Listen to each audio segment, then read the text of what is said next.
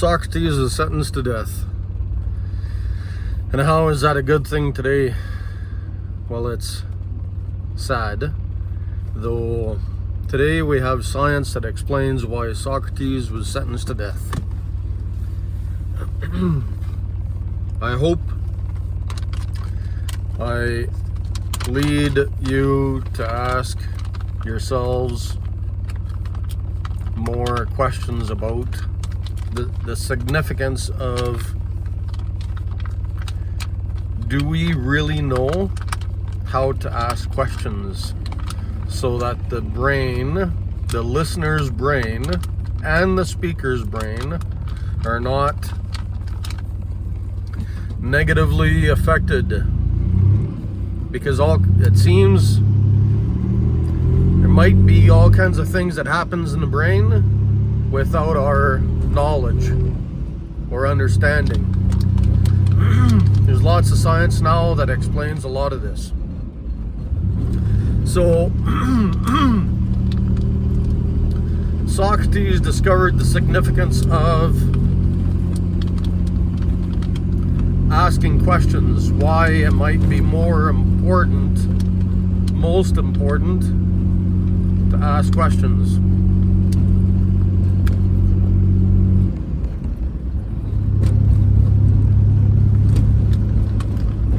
And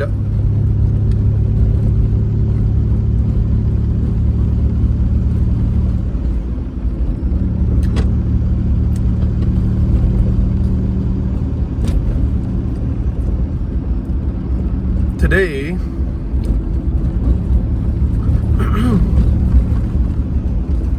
doctors, scientists, lawyers have largely accepted the practice, the culture of asking questions. In doing so, their brain is still affected, though to a lesser degree.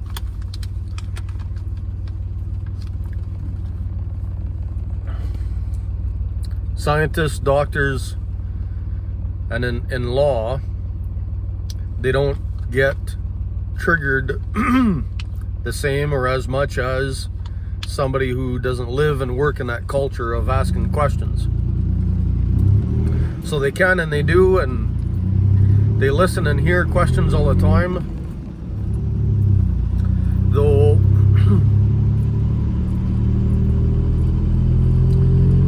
their brain is affected, but not as much.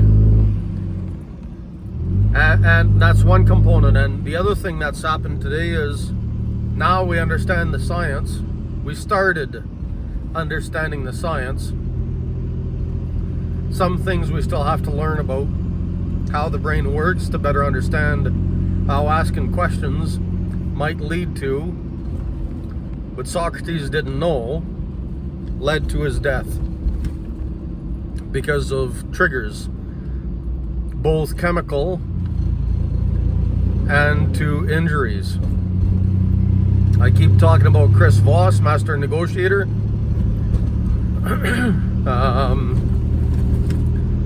He explains one example of a trigger due to an injury is when we ask why.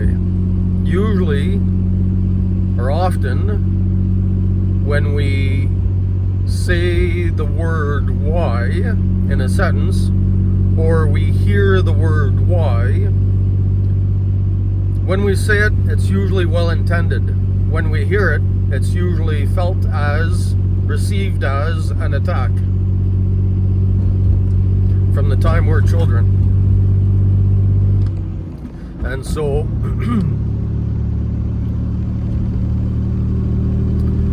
Socrates didn't know this or understand it fully. And, well, without the science, it's kind of hard to. And the other component is the chemical component. So if you're not injured to receiving the word why or other similar triggers, the other component is a chemical component where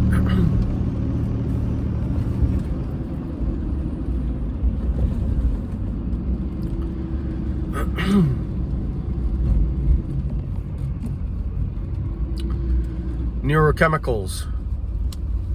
And certain words we use will feed those negative neurochemicals like adrenaline to make us defensive.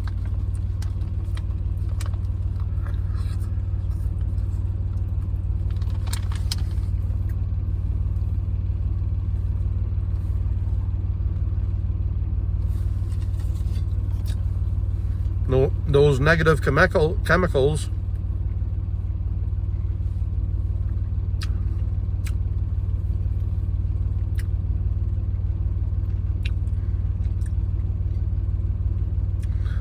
negative chemicals they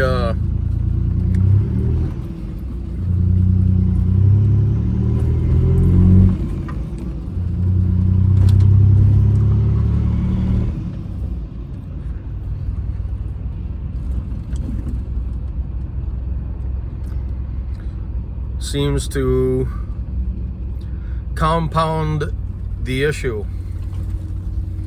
We might be well intended in asking questions, though our survival brain is trying to protect us, and if we feel attacked, instantly feeds those chemicals. It's not a choice, though we can choose to remain curious. And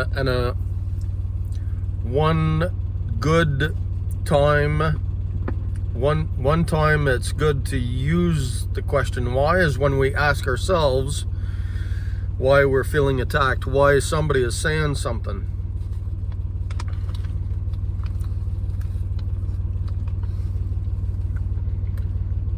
So we might feel attacked, though it's often not malicious or ill-intended. The person just might be having a bad day, and that's just how it come out. And something we said, you or I have said something or did something we didn't know was going to trigger them. How could we know what is going to trigger somebody else? Countless injuries, countless triggers could cause somebody else to react in a certain way. Sometimes something we said or did is going to trigger somebody else, and that's just how they reacted, and we don't know what we did or didn't do.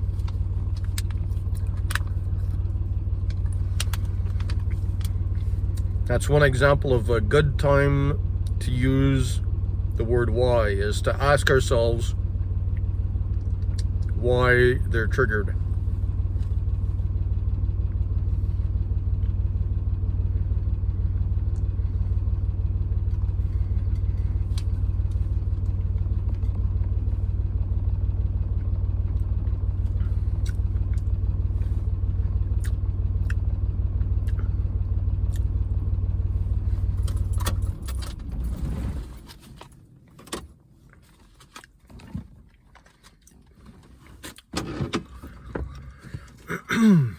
What else can I say on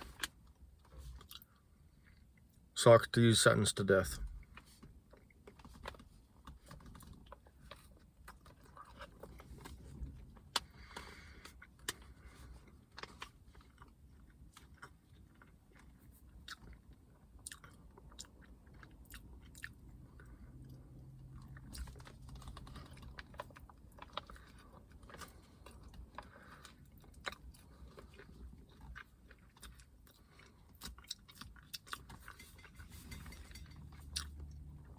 Let me check my notes here.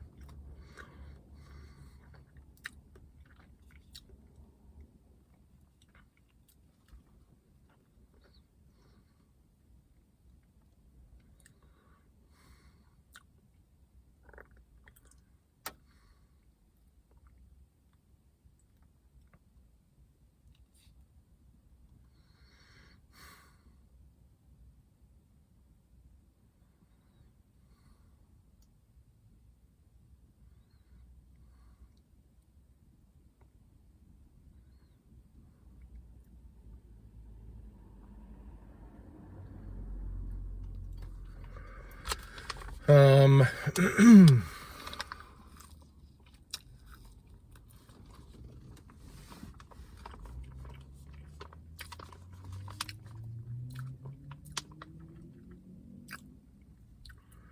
what if, never mind the words, never mind the chemical, maybe what I'll say is to expand on the chemical reaction,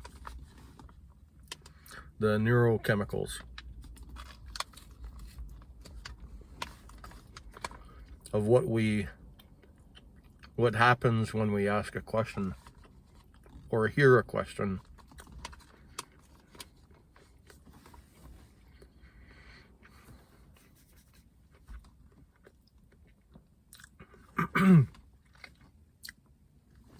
It seems what we learned, we might have some unintentionally, unknowingly bad habits. Some needs improvement and some should always be used, and that seems to be rooted in learning to talk to the survival brain, testing theories against whether it works or not for the survival brain. And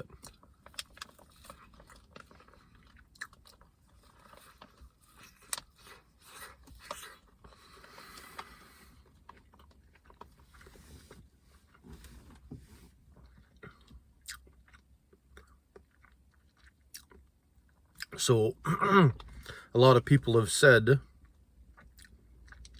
talked about what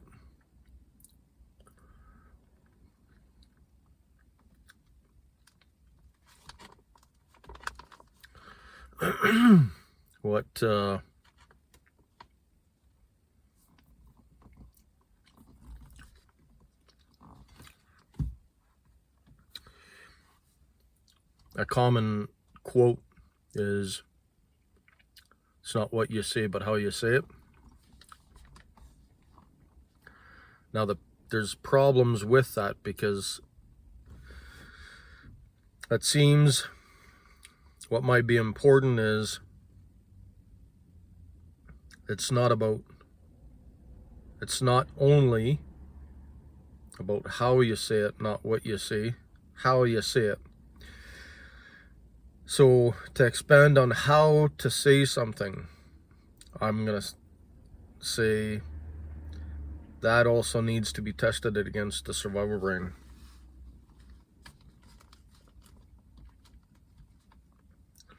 An example is talking fast makes people defensive and dumber, because the brain doesn't want to hear anybody talking fast. The brain is trying to process what you're trying to say.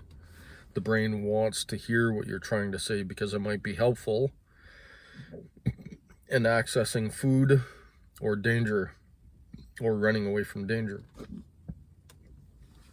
So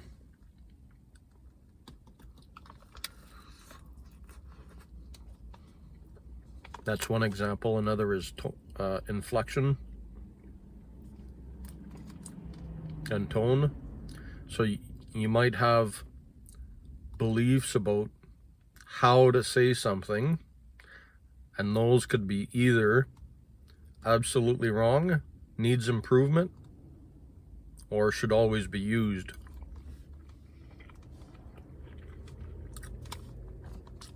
It's not as simple as knowing how to say something. It seems important to test those theories against the survival brain.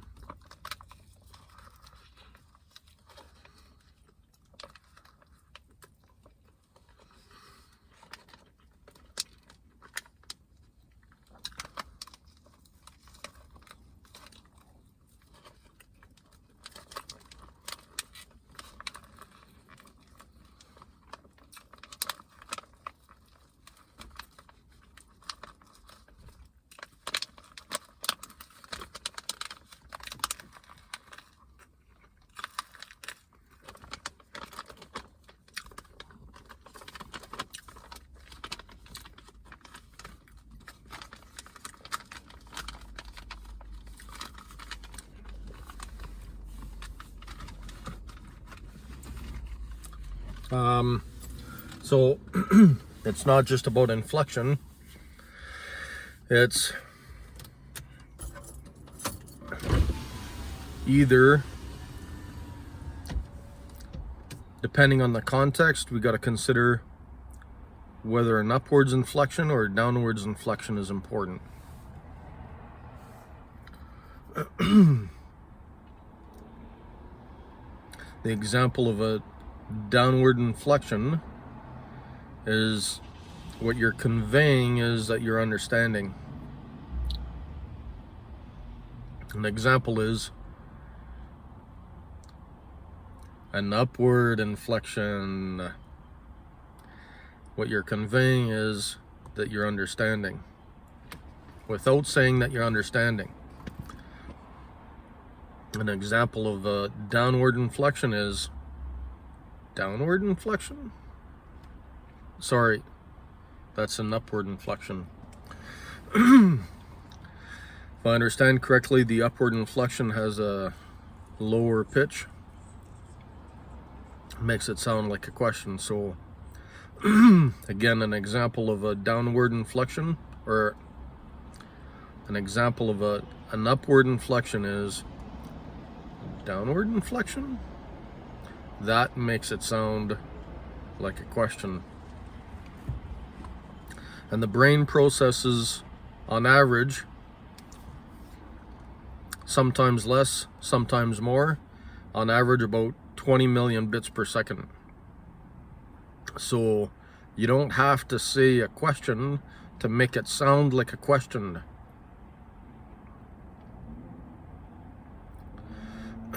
Your tone can make it sound like a question or inflection. And the significance is an understanding statement can also convey that you're wanting more information,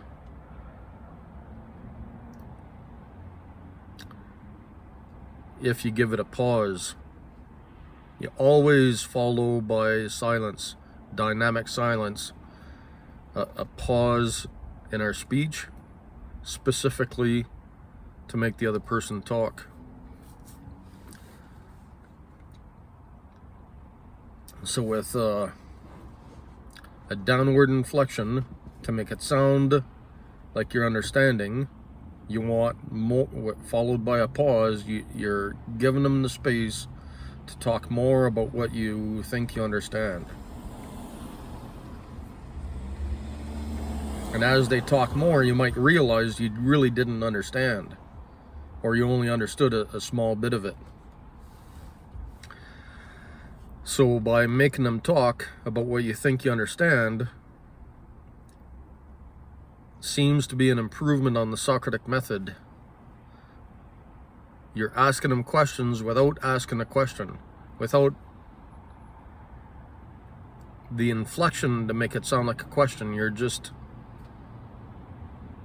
conveying that you think you understand, and the pause gives them time to give you more information so that you can better understand.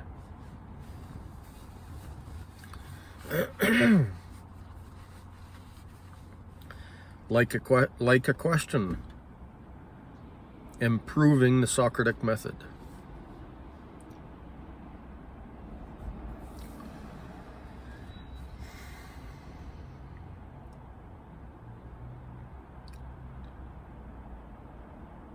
Meanwhile, and I'm gonna be harsh, real harsh, and so I get therapists who argue with me about what they think they heard me saying.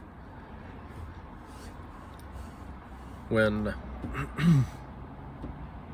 A, I either don't know what I'm trying to say, or B, even if I know what I'm trying to say, it's so complicated. Even if it's something I think I understand,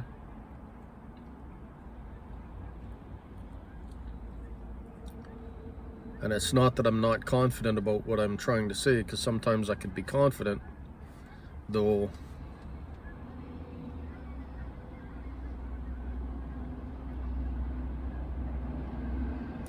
We only understand what we understand.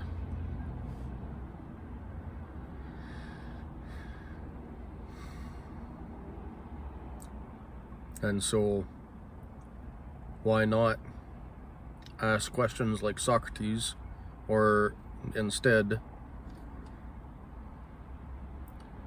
practice an improved Socratic method,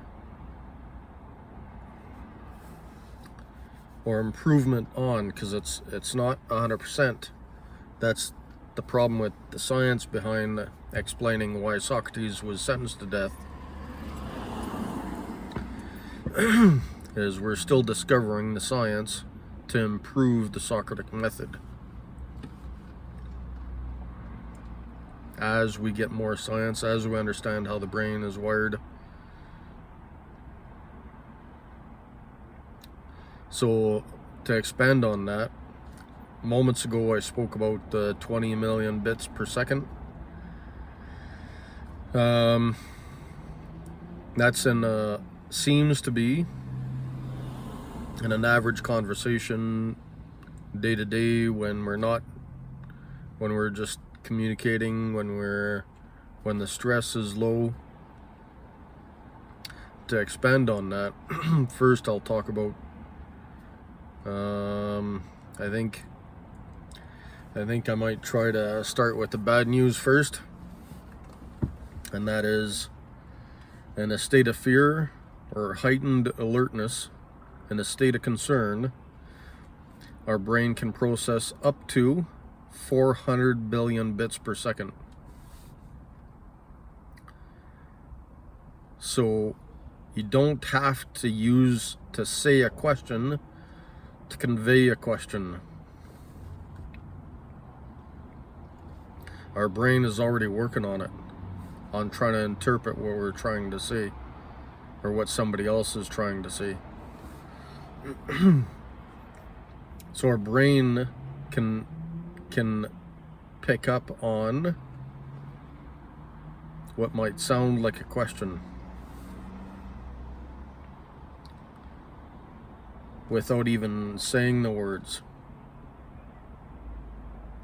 And so and that's, now where did I get the 400 billion bits? Is best I could. Chris Voss Master Negotiator challenges us to stay curious. Him and his team talk about how much information our brain processes. And they say our prefrontal cortex, our thinking part of the brain, processes about 40 bits per second.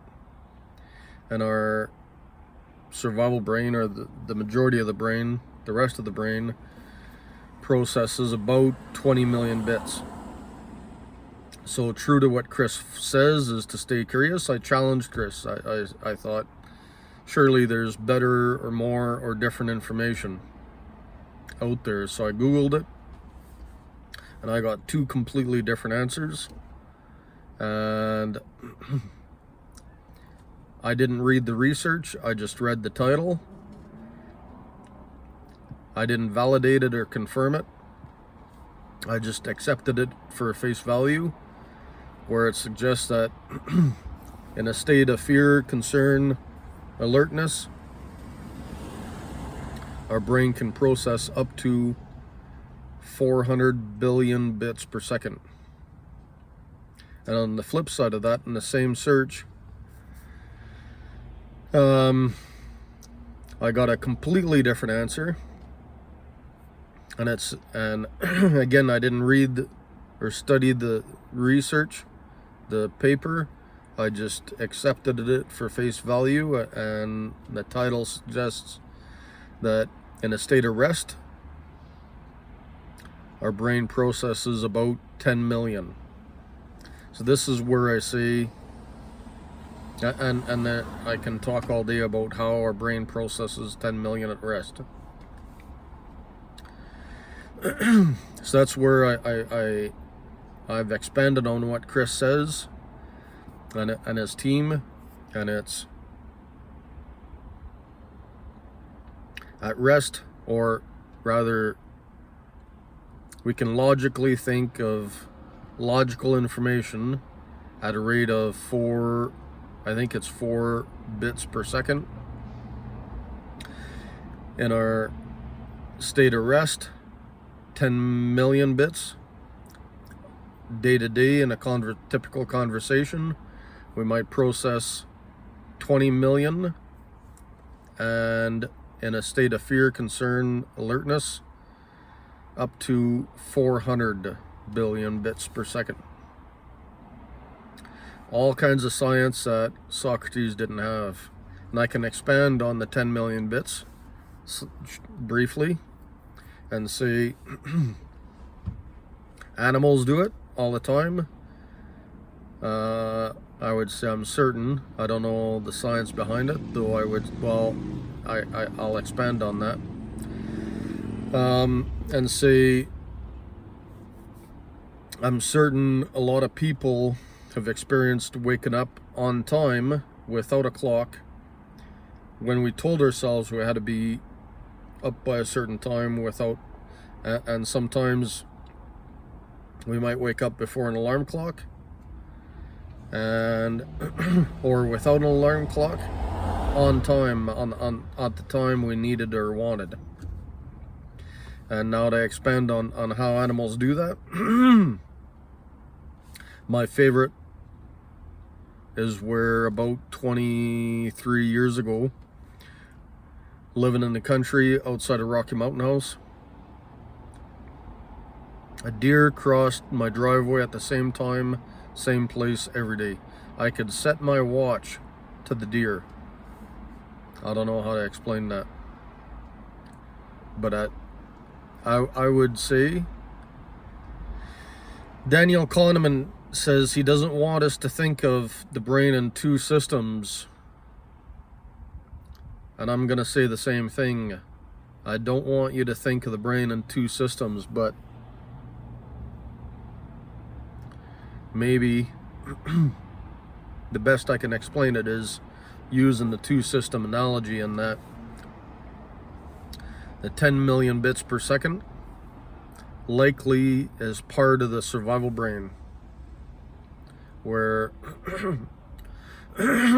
where the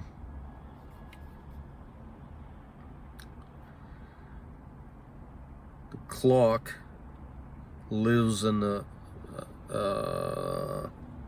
I don't know how to explain this. Survival clock lives in the survival brain, where in our sleep, at the bare minimum, we'll process about 10 million bits so that we can wake up on time when we need to or want to. And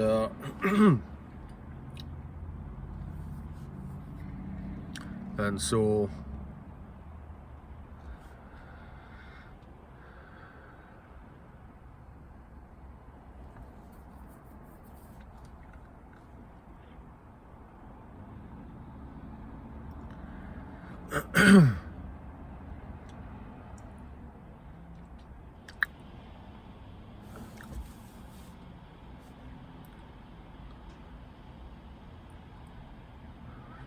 I think answers why I could set my watch to the deer.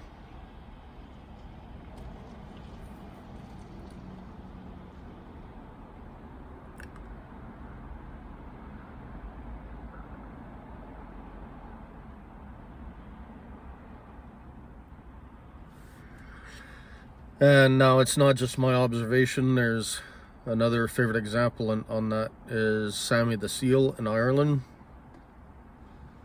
Sammy the seal would come out of the ocean, like not a Navy SEAL, like not a soldier, but like a sea lion. Sammy the seal would come out of the ocean at the same time, same place, 3 times a day. It would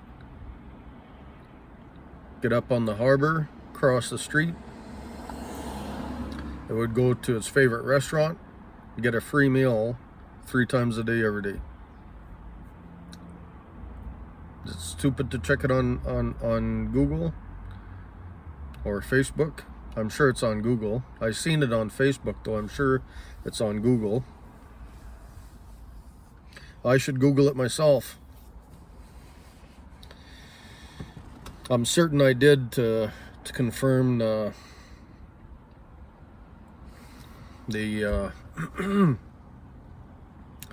but I like to think that I believed it and accepted it when, and I like to think I challenged it against Google when I seen it, because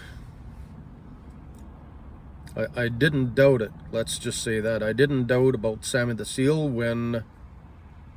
because of my own experience where the deer would, like, I would call, that's where I want to redefine addictions, because I bet you that deer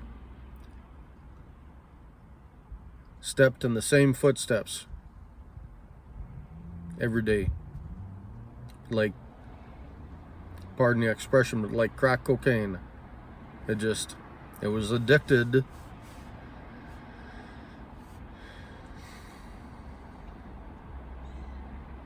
Not just to the time, but to the place.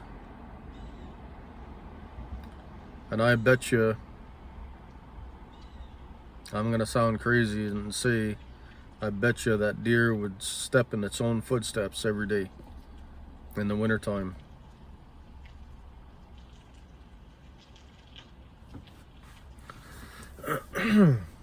Simply because it would waste less energy to step in its own footsteps. So it feels like our survival brain can process 10 million bits per second, even in our sleep, so that we can process things like that. And that also explains why usually or often mothers wake up in the middle of the night when a baby needs to be fed. It's like our brain just knows that, like, mothers know that the baby needs to be fed, whether the baby's crying or not. So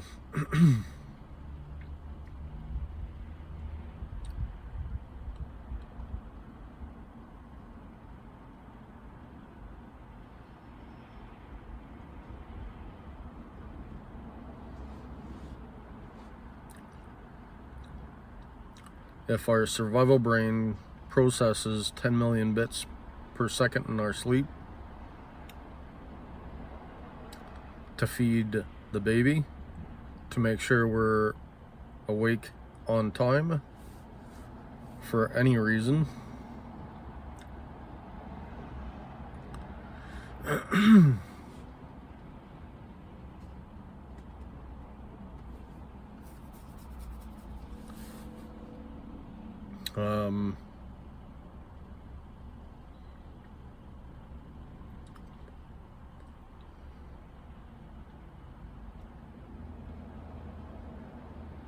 that seems to be part of the 10 million bits per second.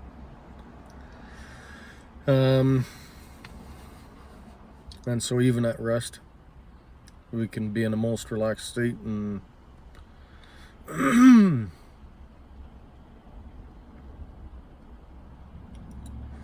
and actually, I didn't think of this until just now. I didn't think of this before, though. In our REM sleep, we often relive nightmares or dreams. They don't have to be nightmares. Our dreams often reflect some of our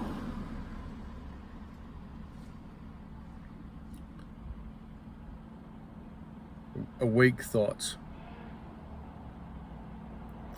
Whether it's a dream or a nightmare, often reflects our thoughts.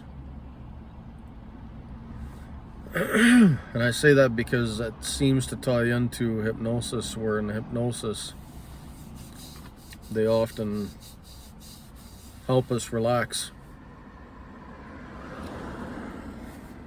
to that state. That might be why it's so important, is to help us relax to 10 million bits so that our brain can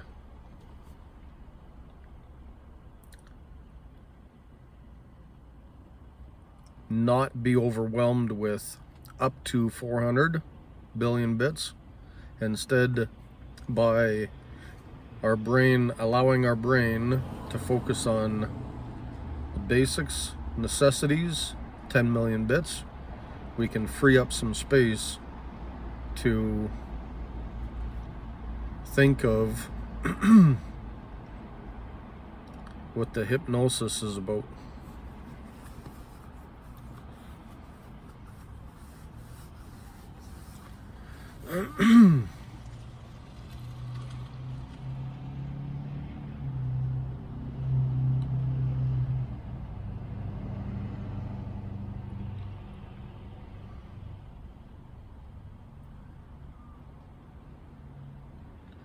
I think I'm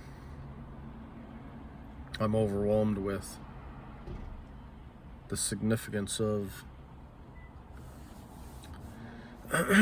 what it means, what it potentially holds, that bit of information where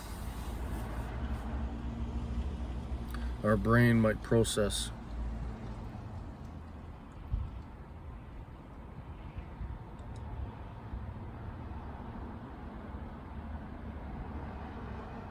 $10 million bits in hypnosis, and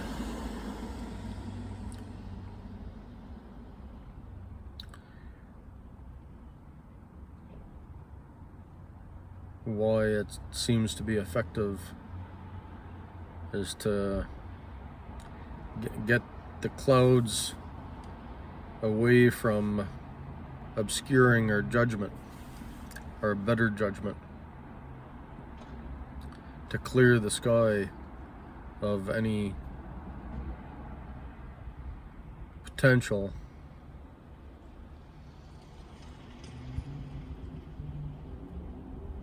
fog of obscuring our judgment. Help us relax to the important things, our survival.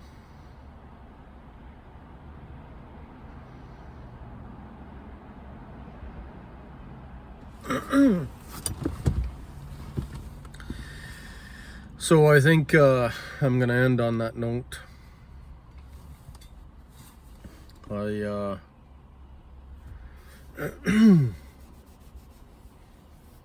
I think that's about all I could say. Is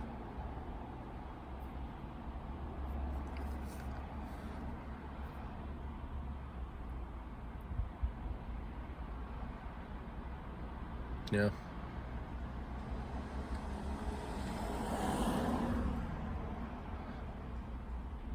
I'm gonna have to think some more on the 10 million bits in hypnosis, and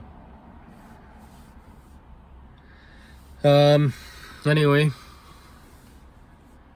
that's also why it's important to, like Chris says, is making speaking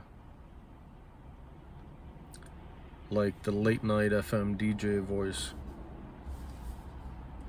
To slow our speech helps the listener and the speaker be smarter.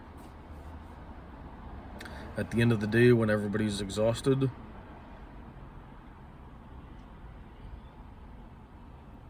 late night FM DJs speak slowly, and that helps keep listeners listening, because the last thing anybody needs is for a DJ to speak fast, to confuse things.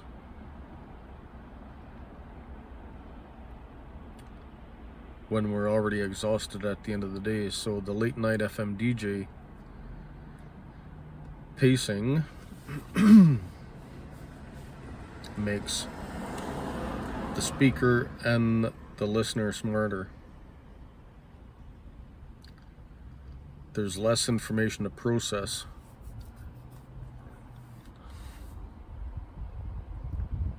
Our brains can relax because you're not trying to listen to me you're not trying to make sense of what I'm saying if I'm speaking too fast. Your brain can relax. Instantly gets the good chemicals. And I'll touch on this before I let you go. To end on a good note is to start with some bad examples is pictures of elderly women in the rain makes us defensive, makes us dumber because we want to help. We feel sad, mad, angry for the senior who's wet, cold. We want to help.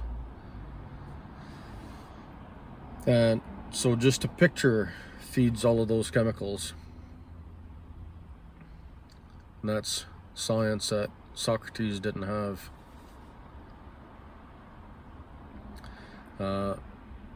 Same with the homeless, same with pictures of money or food can make us defensive. Though food's also a complicated one because it's usually a good thing, though it might depend on if somebody's hungry or not, and that might explain the impulse buys at the grocery store. When we go in a grocery store hungry, we tend to buy more. That might be a good way to explain when looking at food as a bad thing. Feeds the bad neurochemicals. And so how can I expand on that?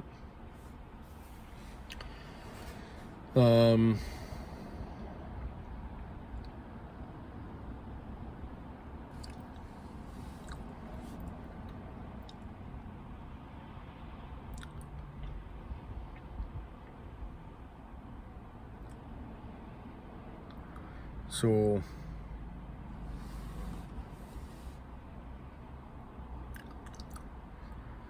some of the bad neurochemicals is we can choose to avoid if we know. Knowledge is power, information is power. And so another example is taking away people's autonomy. One word that does that, depending on the context, is the word do. If you tell somebody to do this, and the tone will make it worse or better or lessen the negative impact. The word do this, or you need, it takes people's autonomy away, makes people defensive. And some good examples are I haven't thought a lot about the good examples, though we can again, the things we can encourage. Maybe comment below what some good examples of pictures or words that makes us smarter, that makes the listener and the speaker smarter. And it's not just pictures. Oh, family, I'm gonna say that. Looking at pictures of family makes us smarter. Usually, almost always. And or family doesn't have to be blood family. It could be friends that are so close they're like family.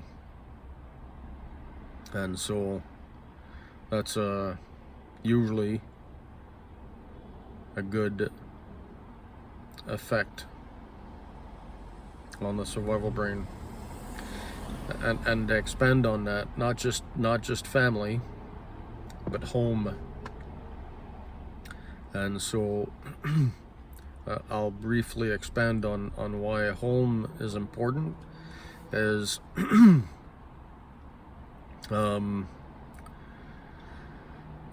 horses tend to race home. Horses know when they're leaving home, and they tend to race back. You could be on horseback, you could be leading them by foot, and the horses will tend to want to race home. You literally usually have to hold them back. They want to be home, they want to go home, and that's a good feeling. And so that also explains the immigration routes, though not immigration but migration. Explains the migration routes, and that's a subject for another day.